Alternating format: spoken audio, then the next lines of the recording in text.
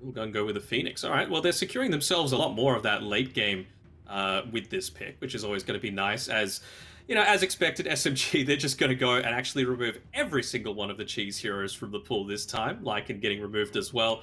Does mean that that Timber Saw still is in the pool, though, and it's not a terrible Timber game. I mean, you're still able to get in onto those backlines. They've taken out the Brewmaster. They've taken out the Death Prophet as well, which is one of those cores that can actually fare up pretty decently against them. The Doom is gone as well. Could be highlighting it. All you really need to do is pump that Sunray onto him. He is basically unkillable. Yeah, they kind of left a vacancy in mid one's pool, though. They banned out the Phantom Lancer, sure, but you mentioned Lifestealer and Jug have been signatures for him, and those would be both great egg hitters and great at dealing with the rest of Lilgun's arsenal, but SMG pick up a Beastmaster. Yeah, I mean, we talk about the different specialties. That's a KP special, right? And plus, on top of that, now you've got the Inner Beast Aura, so another way to more quickly take out that egg if it is popped in a vulnerable position. And you also take a look as well, like how fast SMG are to take objectives here. Beastmaster, not as great now without the Necro books, of course, but still is going to be pretty powerful, and also the Enchantress as well, being able to take over a creep. So if they get a hero for mid one that, you know, honestly, you already brought up the Jug, that's someone who deals with the Supernova, is also able to come online early, group up with the team, kind of help take these objectives. And Lilgun are kind of reliant around this Supernova in fight. So if they go too much into the cooldown reliancy, it could be an issue, but the Bristleback's going to get picked up. Now, this was banned out in the second phase loss from SMG. They swapped that instead with the Lycan band here, so it is something that Lilgun are very comfortable on. Still, though, I feel like Lilgun are maybe a little too focused on their own game plan, whereas SMG seems to be having solutions to each of Lilgun's approaches. So their lanes already seem good. Like you said, they have the Enchantress and the Beastmaster, which means that Beastmaster can't get countered at this point. You already have Enchantress away. There's no way you could slot a Mirana into Lilgun's lineup. And if they do manage to get their hands on a carry that can deal with the egg, then I don't really see how Lilgun can confidently win a team fight. Like, who's going to jump Lion in the back? But how are you going to kill the Bristleback is the other question, right? Like, you've got a Phoenix that's going to be able to deal with him. They've got the Viper for themselves. They've already picked their support, so Hoodwink really isn't an option for that type of break. PA kind of feels a little bit iffy, especially considering you've got the Viper for your own break. I'm talking about the Fan of Knives. But like, what else are you really seeing here as things that could potentially be something to do with Bristle? I wouldn't have said Medusa, but that has been the go-to hero throughout all of the Southeast Asia upper bracket, and as much as the level 15 to 20 talent nerf was rough for her, it seems that teams have learned how to mitigate that timing, and they'll buy enough time for a Medusa. And this team, with the Beastmaster creating pressure on the map, can definitely buy enough time for Medusa. Yeah, and this is Enchantress, right? Yeah. I mean, Medusa was also picked up, like you said, in the upper bracket a lot, but SMG in particular, they played it twice. They were able to win one game with it. They unfortunately lost the second game they played with it. It was the first phase in that game, though. So and it lost against a Terrorblade, I think, in that one? Or... Yeah. Okay. So I wonder how Lilgun, they've got this ultra last pick, but my eyes are all on SMG with how they can kind of counter the Bristleback. You've got, I think if you have mass amount of control, so you have enough time to hit him from the front, it could enable you. They're going to go for a Bat Rider, so there's no Dispel, at least support-wise. So it's going to be pretty tricky here for the Bristleback to play versus this Bat Rider. That's also really tough for a lot of Sanctity's hero pool, because he plays a lot of melee, or at most Templar Assassin, but she's basically melee in lane and hates going up against Bat Rider, so smart pick from SMG. I think this might even be their first Bat Rider on this entire patch that they've played in a competitive game, which is kind of nuts to be able to break this out in an elimination series. They're clearly feeling that this is going to be pretty, complementary to their lineup. I was thinking maybe they might have gone for something like a Mars, but they're going to go the Puck instead. I mean, Sanctity Puck's pretty decent as well. Yeah. Lane matchup is also reasonably good. Moon can't really present much of a kill threat. Interesting drafts. is versus the Medusa though, which I feel like as the game goes on, Medusa is a hero that doesn't really care about the coil at all. Like you just stand your ground, you're able to man fight, but it gives you a little bit of AoE control to help with the supernova, which they were kind of lacking. They only had that in the clock. It's not the easiest puck game, of course, it has to be said. If Roger's able to get a blink, then you can follow up with KP's jump in with the raw, but I feel like SMG, they're the experience and they've got some comfortable heroes for them, so I'm liking their draft here. Yeah, the Yeah, I late would game absolutely insurance of Medusa always terrifies me every single time, and even team fight to team fight, Danog, which team do you think that they have enough supernova answers with just the inner beast, or do you think that their Lilgun's going to be able to protect this egg? I think they could potentially protect the egg, but now you've also got the Deucer with a split shot, right? So you could still be doing damage in the team fight while also dealing with the egg. So I'm going to lean a bit more SMG as well. Potential elimination for Lilgun would be a damn shame for this raccoon to be eliminated, but at least, if nothing else, they're going out on comfort. So they're not stepping out too much out of the box, and they're not relying on cheese. So if they lose here, it's an honorable loss nonetheless. But yeah, SMG, I think they know what they're doing in this game number 2, and they got their hands on the Enchantress, which the other prioritization was against the Doom. There's just too many signatures that you need to be worried about on the side of SMG, but looking forward to how it goes down. It would be a shame for Lilgun to go down in just a 2-0, but let's see if they'll be able to pull something out with this bristleback strat in game number 2. Thank you, Tsunami. Danog, this is quite the matchup here. Again, we saw Lilgun be able to take it head-to-head in that first game, but now you're against a big old win condition like the Medusa. It's something that Mid One has already shown prowess on in their series versus TNC. They were able to take one game there. Unfortunately, again, they couldn't win with it the second time. But I'm very intrigued to see how they're able to play this game here. We saw a lot in the lower division that SMG were banking on Mid One's kind of win condition heroes. So we'll see if that factor is going to come into play. Potentially. And, I mean, Lilgun, they're no strangers to the early game, right? Like, they are very aware what they need to do to be able to deal with this Medusa. You just need to beat her early before she reaches that level 20 timing. That's going to be the key moment for them. They've got the heroes to be able to do it. All you really need is levels on this Phoenix. You don't even need that much net worth. So as long as you're making sure you're getting a decent amount of space, giving that over, getting some nice stacks, and accelerating the farm on this Viper and Bristleback in particular, it could still go their way. It's a tough ask, though, for sure.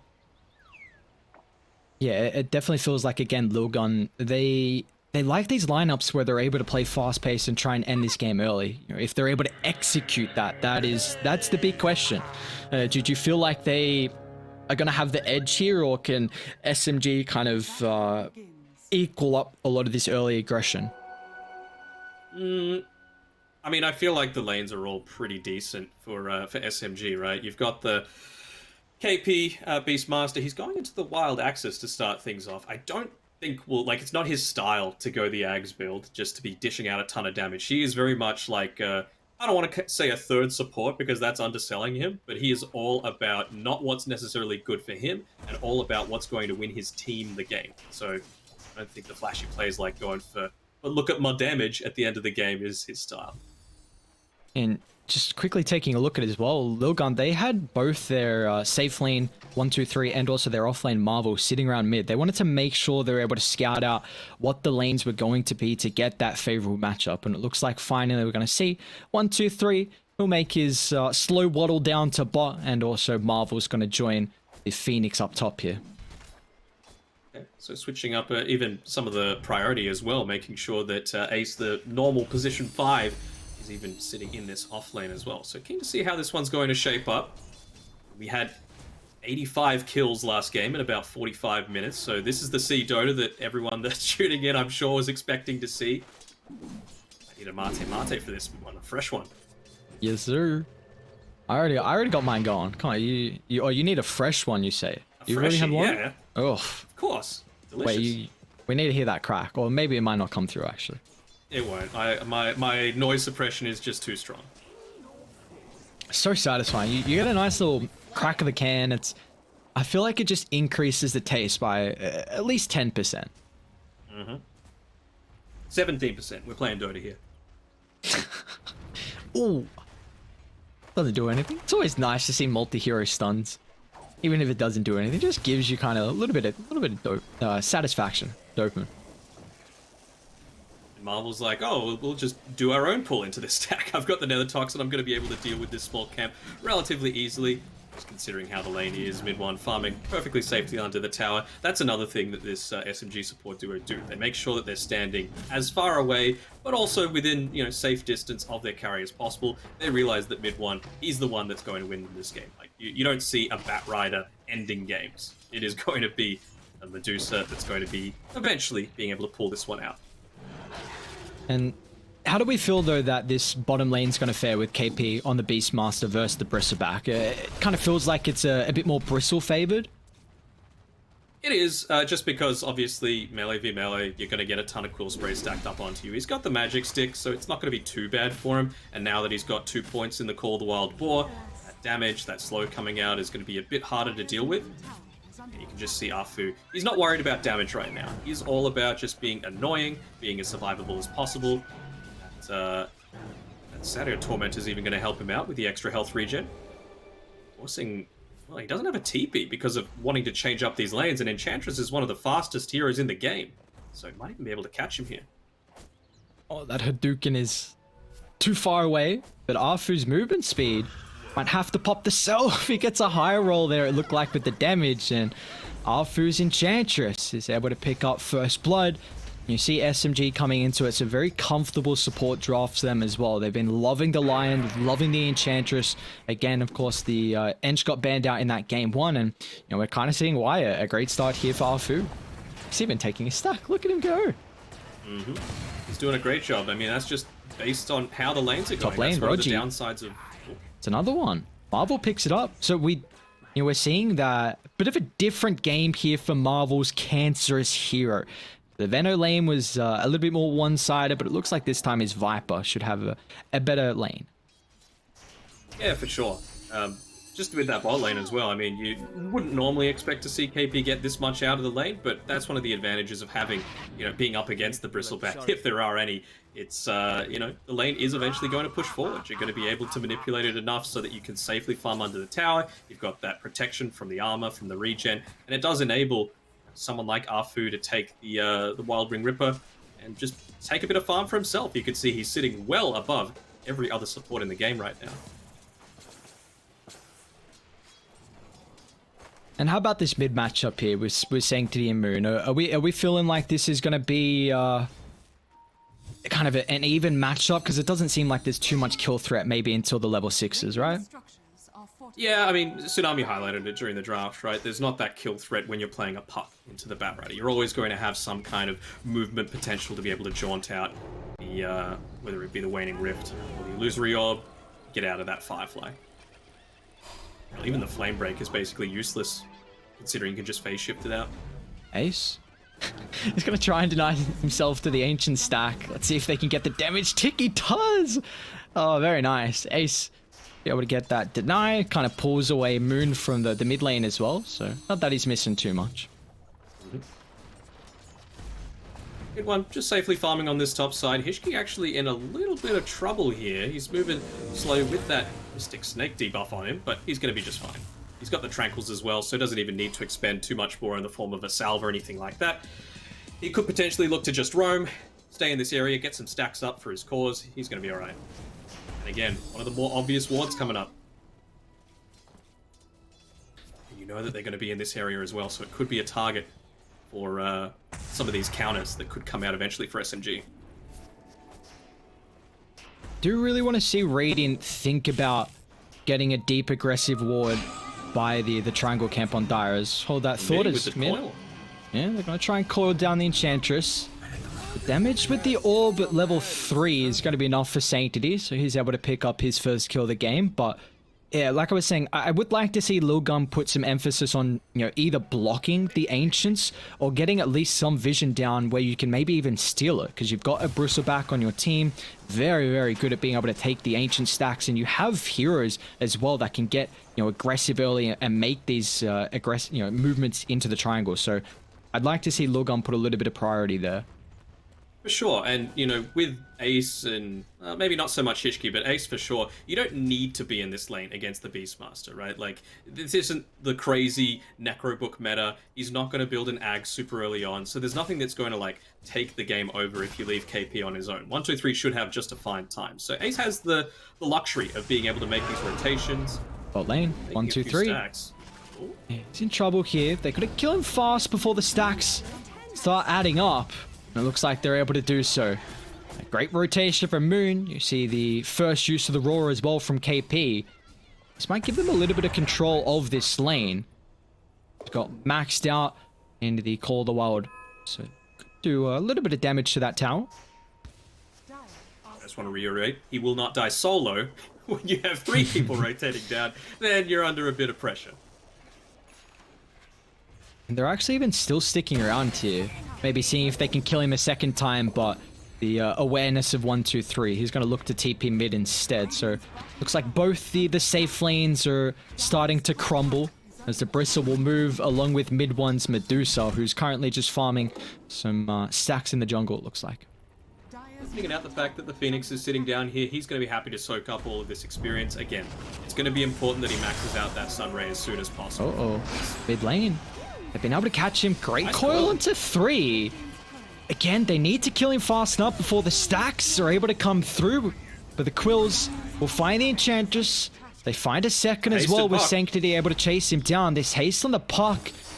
It's a menacing threat here for SMG, but I don't think the damage is going to be there for Moon. That raindrop coming into play here versus some of the magic damage that Sanctity is dishing out. And that is 2 quick deaths here onto the Bristleback as well. That has to be mentioned.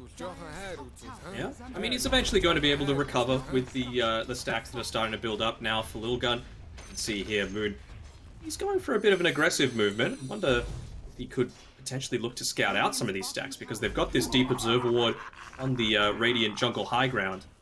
Could very easily just take away a big portion of that early game threat that they have.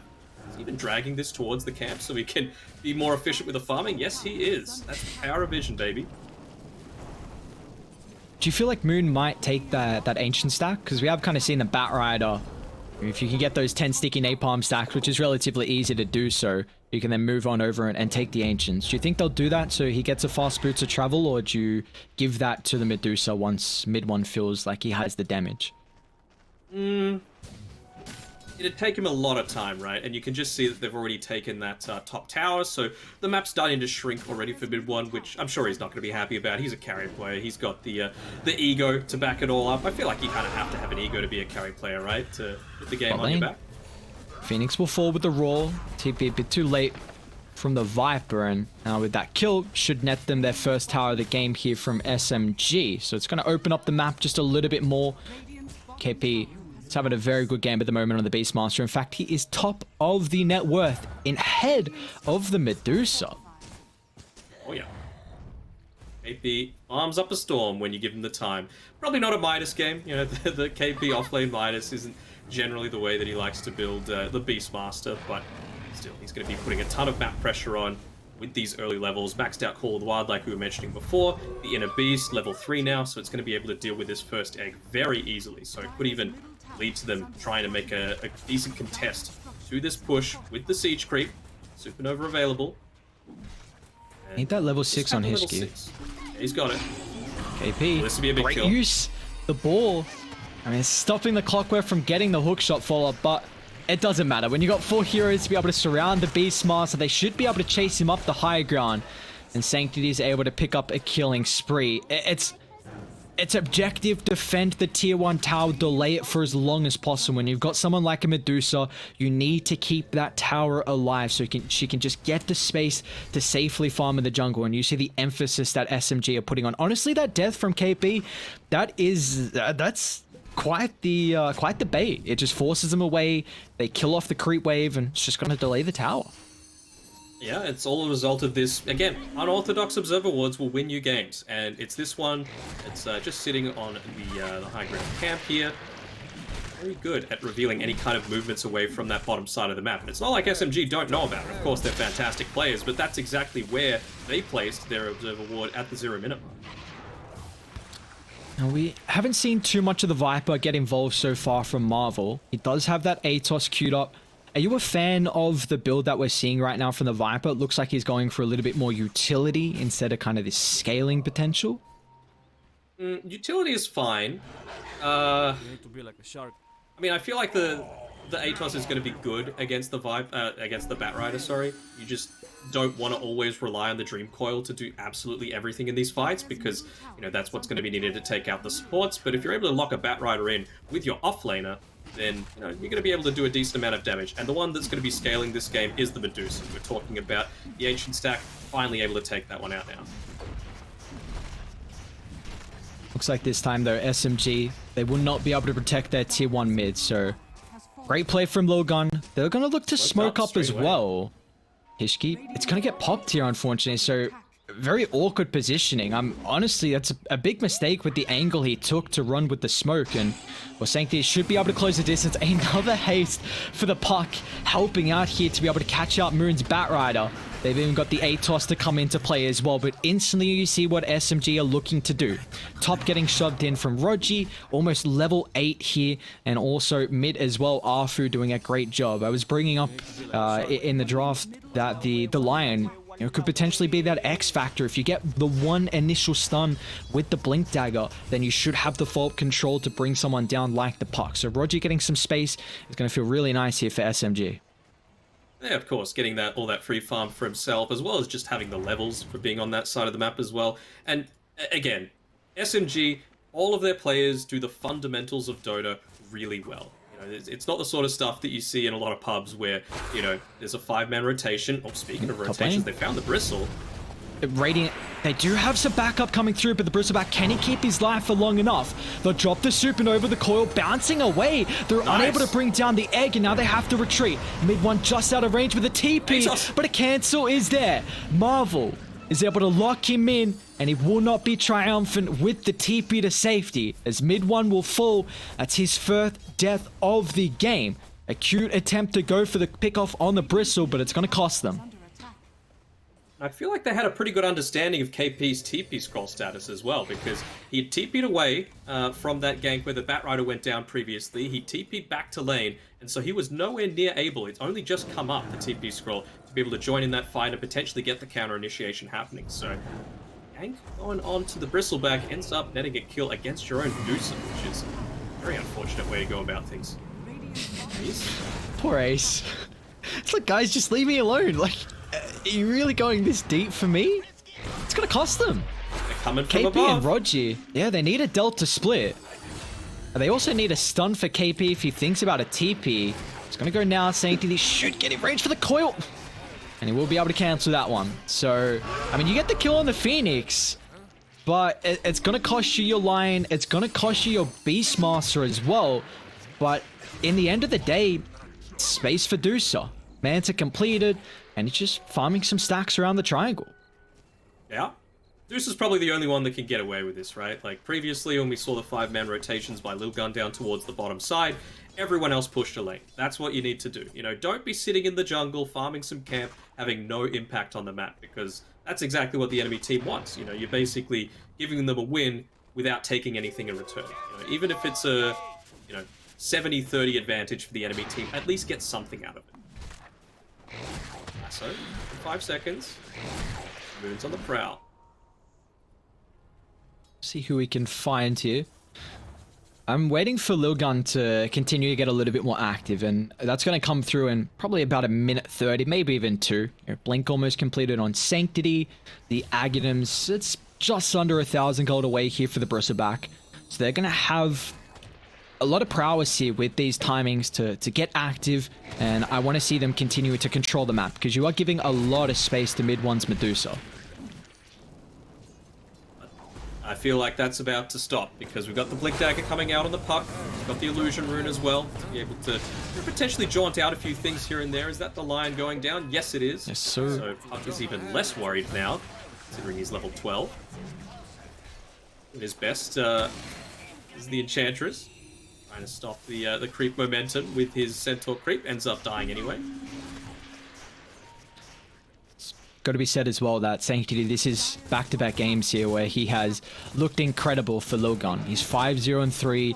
We saw his performance in game 1 with the Timbersaw. You know, KP was able to negate his kind of late game presence with the Brewmaster, but this time it's going to feel like that play has to come through from the Lion here once the blink gets picked up. But it's going to look to be a tier 2 for a tier 2 trade, as both teams don't have the glyph, and while mid 1 with the catapult, it's going to be able to take this bottom tower a little bit faster than what Radiant can do. I think Radiant are going to be happy with this if they end up getting it, because they're a little slower with their tower taking potential. We've got the potential to TP up here on KP as well as mid 1. But tower should still fall. Kind of surprised that they're not making a response to this for SMG, because you got a Bristleback, you got all that minus armor, you could potentially take away all of these TP locations to contest a Roche. Roji, Hex, Flame Break, they're going to jump in forward. It's pretty deep if they can get the lasso, and they can, so it looks like poor old Kishki is in a position where you don't want to be the TP. Okay, he's out. They get a kill on the Lion. They'll make it away as well on Hishki. So he's back to safety. And meanwhile, mid tower does get claimed from KP. Pipe completed. What do we feel like the Beastmaster is going to be needing this game? Could it be a potential Solar Crest? Oh, actually, in fact, Enchantress looks like the medallion is queued up there for Arfu. So what do we feel like KP is going to opt? Could be a Solar Crest, could be a Blink Dagger, could be... The shard he's got queued up. Okay. Shard, okay. Want some dive bombing to start happening, but you can see what we were talking about before. You lose that tier 2 tower top, you lose the outpost. How are you going to contest against this first Roshan? And I can't think of many other heroes that would prefer having that than a Bristleback, because he's already hard to kill once. Sanctity, you are a menace. Another kill. A DD in front of the Roche Pit. Why is that still a thing? But they'll pick up the Aegis. 1, 2, 3. Now they have an incredible window, and we're taking, I mean, all our eyes are on mid 1. He's a little bit shy right now of the point boost of that last component for the Aghanim, so they might have to just give up this tier 2 tower mid. Yeah, I think that might be the case. I mean, got a lot of Warpath stacks built up as well, so 1, 2, 3, he's finished up his own Ag, speaking of Ag Scepters, so he is going to be a big threat in all of these team fights, especially for the likes of KP, who likes to take advantage of the fact of who they found. Oh, no, it's just 2 couriers. The Boots of Travel on Marvel and the Veil. Like, we've been speaking about this for the past couple of series. Like, you're sending couriers across the map when the team is going to be able to intercept it. Yeah. Big mistakes happen. Bot lane, Sanctity. Think he should be okay. It's just mid 1 and KP right now. He hasn't purchased his shard yet. I wonder if he's keeping his options open for that Blink Dagger. There we go. Alex completed. Is that timing on mid 1? Unfortunately, is level 15, of course. The talent's getting swapped around, so we'll see how this is still going to be able to come into play. Lilgun. I love what they're doing, though, on SMG. Recognize you just got to delay the game. Delay the game, get away with this Aegis, and how they're playing the side lanes is just absolutely perfect. Always be pushing. ABP. That's all you need to know. Did you make that synonym up? I haven't heard that one. I mean, always be closing is a thing in, like, sales. Who have they found? I heard a coil. Yep, KP down bot. Sanctity is able to catch him out here. They do stop getting a return kill, KP. Oh boy. He'll find the Phoenix. Yes, it cost him his life, but again, like we're just bringing up, your Medusa is getting so much space. Like, honestly, these kills, yes, it's on an offlaner, but KP, he likes to play this more of a sacrificial role where, you know, he's still ahead of Marvel's Viper in the net worth, and then he's going to have a lot of prowess in these fights to enable the Medusa, so you really don't care about that.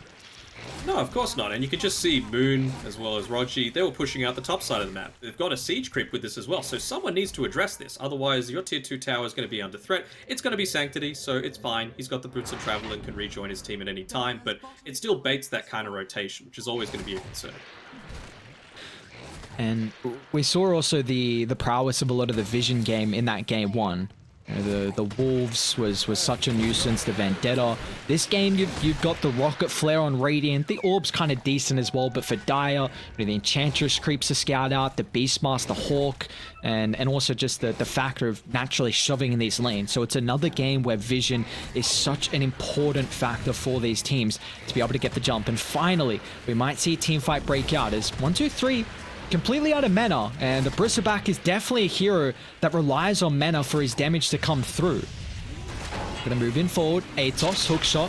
A lot of abilities drop to try and bring down Arfu, but they're gonna miss the Earth Spike, so the Phoenix not gonna fall to the line, jump in. So it's going to be a 2 for nothing to instantly start the fight, but they're still able to bring him down. But the lasso control, Moon popping that BKB. It's going to be able to get him back to safety. They deal with the Aegis KP. That dive bomb just picked up. But they've got the follow-up control. The Atos is there still. They haven't dealt with mid one. And he's doing a lot of damage. Also burning down the mana as well. But the Roar is out. But where's the damage? Mid one away from Sanctity. So the Roar is going to do nothing. The dive bomb. Oh, the animation's so funny when you see it clip onto Puck. But yeah, mid one very immobile at the moment, so unable to follow up with the stuns they have.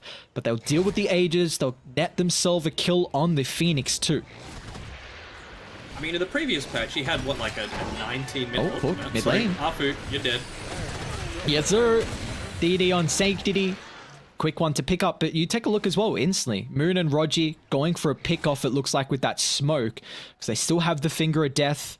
They might be able to catch out Ace here if Rogi sniffs the Phoenix's path.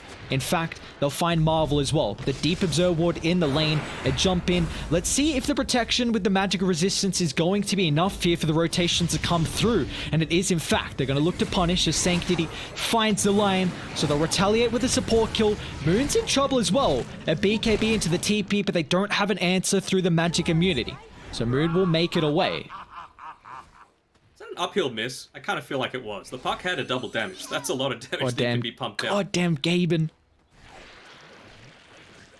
Yeah, it was a 19-minute Ag Scepter, Manta Style, 1 Wraithband Power Treads on the Deucer. And level 15 as well. If that was the old patch, that would have been GG. Like, it's over. He's level 19.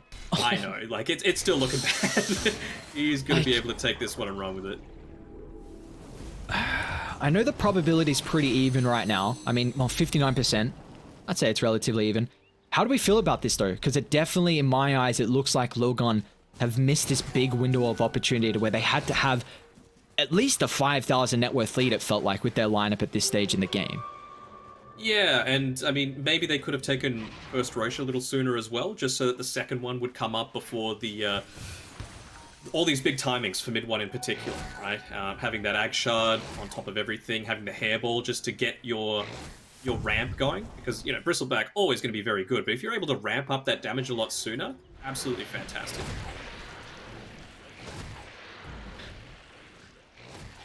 Any big item timings we're seeing come through soon enough here, though, for Lilgun? I mean, BKB, I guess. Mid one's just finished his Skadi. He's half a level away from 20. So, oh boy, they're going to be just fine to be able to contest this second Roche, and I feel like that's where the game could be decided. SMG are in a really good spot right now. It's just, you can't feed everything away. They're using the Hawks in super defensive positions, along with some of these wards in, again, the unorthodox spots. Mid one. It's going to pop. Smoke on. They actually jump further down to the southern side, but they catch him. Where's the follow-up stun lock? It's going to be there. An instant lasso. They are able to bring him down through all the stuns they've got. Sanctity will fall. It's a supernova up to the northern side, which is going to net them nothing. And now without the egg, it feels like mid one and SMG are ready to stand their ground and look to fight with a jump in. Mid one is losing a little bit of mana, but the help of Lion with the stun locks in Marvel, and mid one's able to turn and go to work. But now all eyes are on 1, 2, 3. But the Bristleback is slowly getting kited. He's got about a third health to play with, same with his mana. He needs these warpaths to stack up, but is controlled and can't right-click down anyone. As Moon will find a double kill, and SMG are now officially online. Yeah, they've even got the Siege creep in perfect timing. Cardi just joining the party. They do have the Solar Crest. Why not? Why not have a level 20 Solar Crest, Siege creep in a Beast Aura to be able to start sieging? No glyph either. Oh, Rogi? The deep blink. Well, they know that you're going to buy back right now with a couple seconds left. I think not. Dive bomb just too late. But That's going to be space. Tier 3 tower. Sanctity's about to respawn. He's got a coil. It's on 4, but where's the 4? Hook shot's available if the Clockwork can get the angle. Great blink from Moon, though. Will stop the favorable position from Hishki. He's kind of pump faking at the moment, but you see the side steps. Hishki, he just doesn't feel safe with going for a jump. And that is, I mean, they get a melee racks and they get out of dodge. It's not too often that Hishki makes too many errors, but I feel like that previous team fight was not necessarily on him, but he could have potentially saved Sanctity. You know, he used the hook shot just a couple of seconds too late after they'd used their full stun combination on Sanctity and were able to bring him down. That puck lives, team fight is completely different. Speaking of Hishki, he's gone in. It's on to 4, though. Yeah, he's in trouble. Hook's there. Are they able to find any more follow-up damage radiant? They're a little bit too late to the party. A buyback's going to come through, but now with the lasso once again controlling Sanctity. The supernova, but there's no protection. SMG going to be able to turn and bring it down instantly. Another great Earth Spike, Finger of Death laid on top of the Viper. 1, 2, 3 will have to protect himself with the BKB into the TP out. But guess what? Moon is able to find a 4th, can chase down Hishki with the help of Roji. 4 down, a double for your line, and the catapult is still there as soon as they're able to link up with that. So they should be able to get a tier 2 tower to their name. Yeah, Roji just yoinks it away a little bit, you know. He wants to say, you know, this is my kill. I saw that game yesterday. Who was it? It was like a Storm Spirit and a Lion, and it was going super late, and they actually ended up getting like the 4th Roche or something, and getting the Ags blessing. Storm already had an Ags. And then instead of giving it to the Lion, he sold his I think it was a Ags, mega. Take the blessing. I was fuming. I was just like, I raised you from when you were a little baby, unable to do anything. I rotated for you. I stacked for you. I protected the runes for you. And this is how you repay me? I don't think so. That was a crazy game as well. That was a 65-minute, 22,000 deficit comeback. That was a crazy, crazy game. But, well, Lilgun, they're looking to try and make a little bit of comeback as well. They're 13,000 gold behind. But again, I mean, getting to the later stages of this game, it's just going to get even more difficult. They're smoking up, but they don't have the puck combined with them. And Moon's positioning was great there. Just making sure he was standing within that fog of war, so it's so hard to get the initial lockdown if you're not 100% sure where they are, because when you think about it, what do they have? They've got Hookshot and they've got Dreamcall. You don't want to be committing Dreamcall that early, and we've seen what happens if Sanctity jumps a bit too deep. Instantly jump, Enchantress. Gonna get brought down here. Has a buyback if they really want to try and can take this Roshan. And they know how important this is from Lilgun. There's the buyback coming to play, but they recognize the only way he can join them is to the outpost. They're going to try and control him. Gonna blink him with the lasso. Viper dragged back into the hands of mid one. The damage is stacking up and it's way too much for them to deal with. As Puck's by himself, is able to get the jaunt away to the southern side. Back up top here. That's a dieback for the Enchantress. Marvel's going to TP in as well. They got the outpost control around the choke point.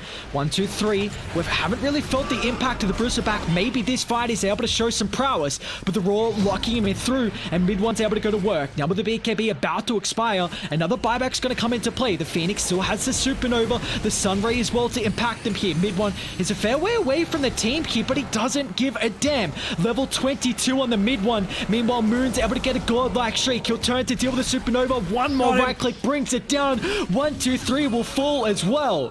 3 down. They all don't have buyback. Let's see what more they can get out of this. Is at least the lockdown a little bit lacking at the moment. They might be able to find Hishki. Doesn't have that mobility like Sanctity does. Although I say that, it's actually going back in. Sniffs some blood. Maybe thinks he can get the kill on the Batrider, but Moon with the backup of mid one there. Mid one can just be that guardian. There's no way you're able to run. He gets the stake. Will turn into snow. Meanwhile, KP is also able to find Hishki as well. That is 5 down on the deck. And they should be able to claim the Roshan as well, which is the second of the game.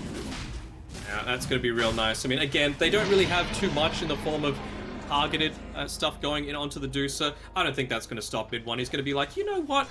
I do want to just have cold-blooded for whenever they use their one targeted spell onto me, which is like the Viper Strike, basically.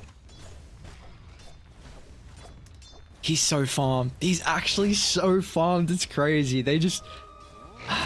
it's unfortunate to see that Lilgun, you know, the timing that we're needing early on to ramp up the aggression and infiltrate the jungle, they just weren't able to do it.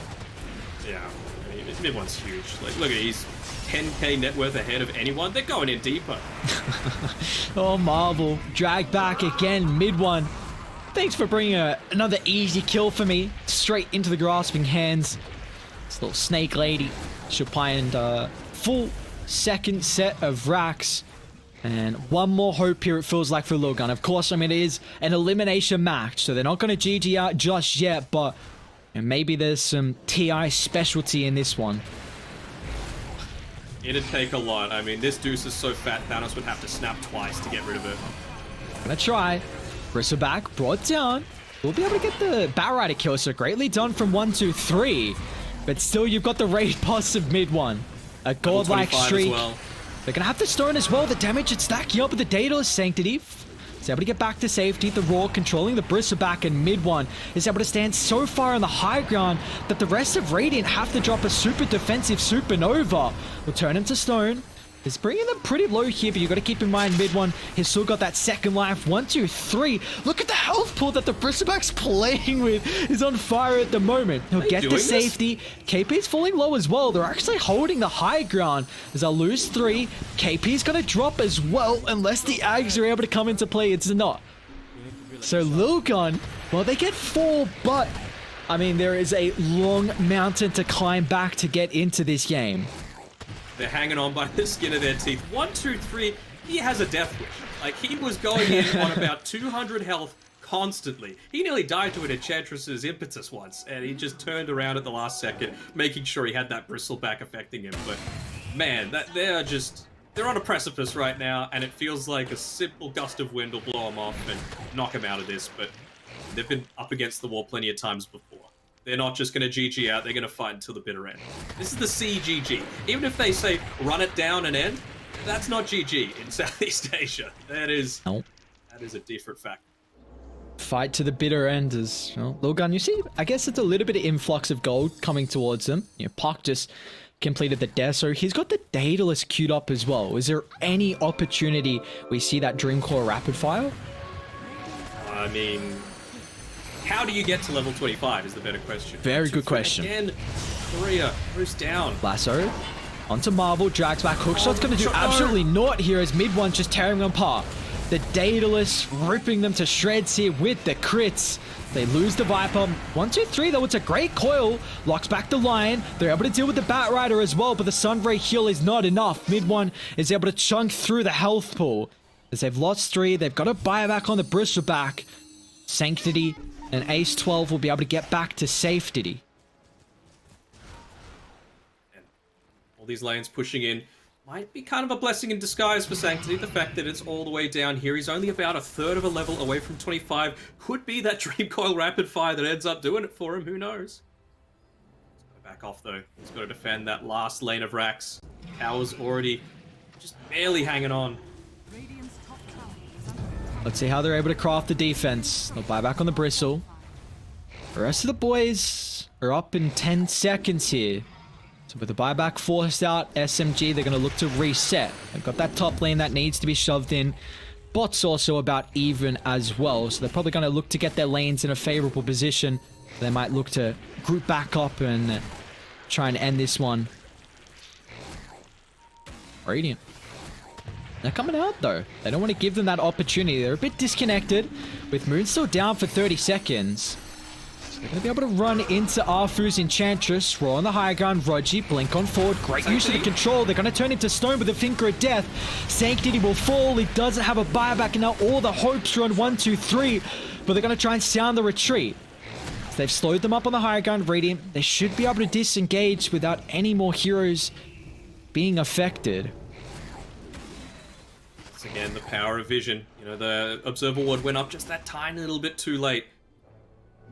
Yeah, even the dive bomb coming through at the end, able to chain stun the Puck down. I feel like that was their last little bit of resistance. The lane's going to be, well, could they even backdoor this? I guess they can. They're going to have mid lane pushing in. They're not going to worry about the creep wave actually being there on the top side. You can just walk up forward. If Puck buys back, just back off. He's the only one that's going to hold you in place. Clockwork? You're in a very peculiar spot, especially with SMG pushing up the high ground here. That's not a defensive position that you want to be in, and our mid one's even just going to blunk straight on forward. A rip apart the Viper. It's crumbling under the damage that mid one's able to dish out. 3 down, they don't have a buyback, and for the little raccoons, it might just be done and dusted. So able to drag him back, hit him from the front, and that should be all she wrote. As Lilgun, unfortunately for them, their hopes of qualifying to the International 10 is now done with this series defeat versus SMG. They gave it everything that they had, you know, like even then fighting until the bitter end. It was always going to be a slugfest against these guys. I mean, 37 minutes again. What is that? What's my math like? 61 kills. It's crazy that you know, they were able to take game 1 so late. I don't think they were demoralized though. It was just some solid play coming through from SMG, and I feel like perhaps a bit more respect as well. You know, they banned out every single cheese strat imaginable. They had to go and pick all of their signature heroes as well. It was just an all-around solid performance and good team performance as well, not getting ahead of themselves, even though it was, you know, only the first round matchup that they had. Yeah, beautiful series from SMG. We're going to finally see a second 2-0 here on our stream A. So they're going to move on forward to the lower bracket round 3. We're going to send this to a break. When we come back, we'll break it down with the panel.